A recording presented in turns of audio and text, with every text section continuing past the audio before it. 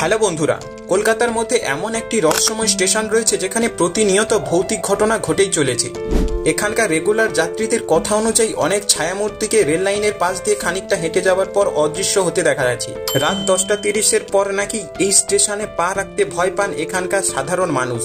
কি রয়েছে এই স্টেশনে? সত্যি কোনো ভূতের বসবাস নাকি সবই মন গড়া কাহিনী? সব প্রশ্নের উত্তর খুঁজবো আমরা আজকের এই ভিডিওতে। চ্যানেলে নতুন হয়ে থাকলে অবশ্যই চ্যানেলটিকে সাবস্ক্রাইব করুন। চলুন ভিডিওটিকে শুরু করা যাক।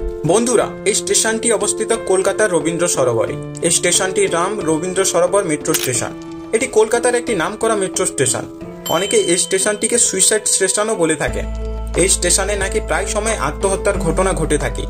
যখন রাত 10:30 তখনই এই মেট্রো স্টেশনে শেষ ট্রেন আসে।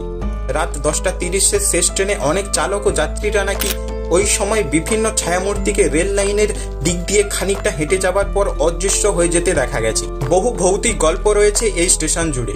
বহু আত্মহত্যা উঠে এসেছে এই রবীন্দ্র সরোবর স্টেশন থেকে। দিনে মেট্রোর লাইনে ঝাঁপ দিয়ে আত্মহত্যার ঘটনা প্রায়শই ঘটে থাকে এখানে।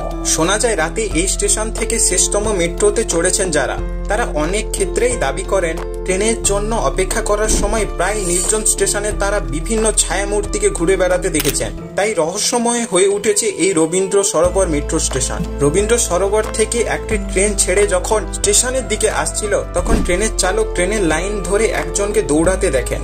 সঙ্গে সঙ্গে ট্রেনের চালক ট্রেনটিকে থামিয়ে দেয়। পরে সেই লোকটি উধাও হয়ে গেলে চালক ফের ট্রেনটিকে চালাতে শুরু করেন। এরপরে সুড়ঙ্গে ট্রেন দাঁড়িয়ে থাকা নিয়ে বহু হইচই শুরু হয়। মেট্রোর কর্তারা যারা থাকেন তারা এই ব্যাপারে ব্যাখ্যা দেন যে যান্ত্রিক ত্রুটির জন্য ট্রেনটিকে দাঁড় করানো হয়েছিল। আবার অনেকে বলেন ট্রেনের চালক নাকি ভূত দেখেছে। অবশ্যই রেলের নিয়ম অনুযায়ী মেট্রোর লাইনে যখন বিদ্যুৎ থাকবে ততক্ষণ সুড়ঙ্গে যেতে পারবে না কেউ। প্রশ্ন তাহলে এটাই দাঁড়াচ্ছে, লাইনে বিদ্যুৎ থাকা অবস্থায় কোনো স্বাভাবিক মানুষ কিভাবে ওখানে যেতে পারে? তবে কি দিনে দুপুরে ভূতের দর্শন পেলেন চালক? মেট্রো লাইনে কি দেখেছিলেন চালক? তা নিয়ে তদন্তের রিপোর্ট এখনো আসেনি মেট্রো কর্তৃপক্ষের কাছে। তাই স্বাভাবিকভাবে মানুষজনের মধ্যে একটি ভয়ও কাজ করে, মেট্রো লাইনে ভূত রয়েছে।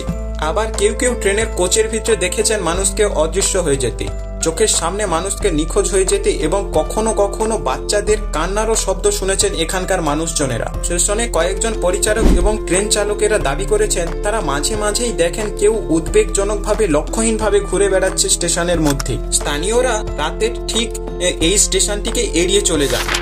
শেষ ট্রেনটি আসে রাত 10:24-এ। কেউ ভুল করেও ভয়ে ওঠে না এই সময়ের মেট্রোতে। তাহলে কি রবীন্দ্র সরোবর মেট্রো স্টেশনে সত্যি কোনো ভূতের ছায়া রয়েছে? আপনার মতামত অবশ্যই কমেন্ট সেকশনে জানান। আজকের ভিডিওটি এতটুকুই।